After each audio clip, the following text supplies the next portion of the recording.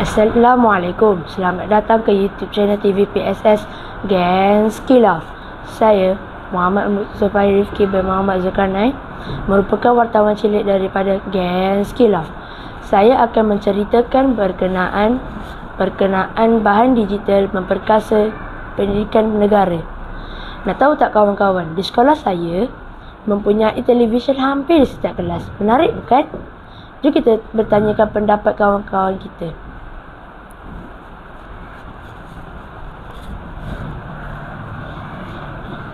Hai Kuan, awak sihat? Alhamdulillah sihat. Apa pendapat awak berkenaan penggunaan televisyen dalam kelas? Bagi saya, penggunaan televisyen ini menarik. Contohnya dalam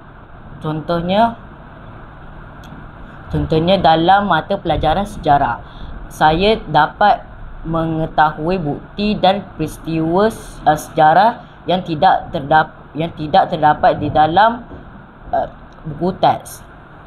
Contohnya ada video semasa Tunku Abdul Rahman melaungkan kemerdekaan bersama rakyatnya.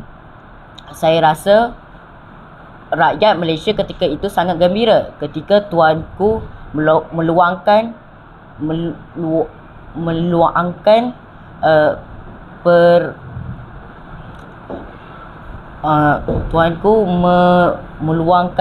perkataan merdeka. Jadi penggunaan televisyen dalam kelas dapat menaikkan semangat awak untuk belajar sejarah? Ya betul, saya sangat seronok belajar sejarah. Selain itu, ada tak cikgu-cikgu menggunakan kuis melalui televisyen? Ada, contohnya ada cikgu yang menggunakan aplikasi Quizizz.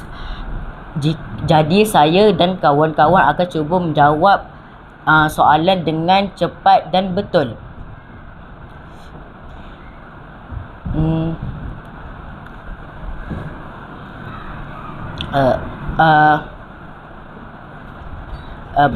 Bagi saya ini menarik kerana dulu kami harus berebut-rebut makmal komputer, tetapi sekarang kami tidak perlu merebut makmal komputer kerana setengah kelas sudah mempunyai televisyen masing-masing. Terima kasih Kuan. Kesimpulannya, penggunaan televisyen dalam kelas sangat membantu guru untuk mengajar dengan lebih baik.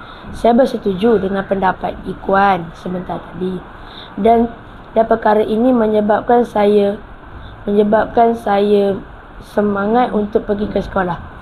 Ingat SKBS, ingat TV PSS Gen Skilaf.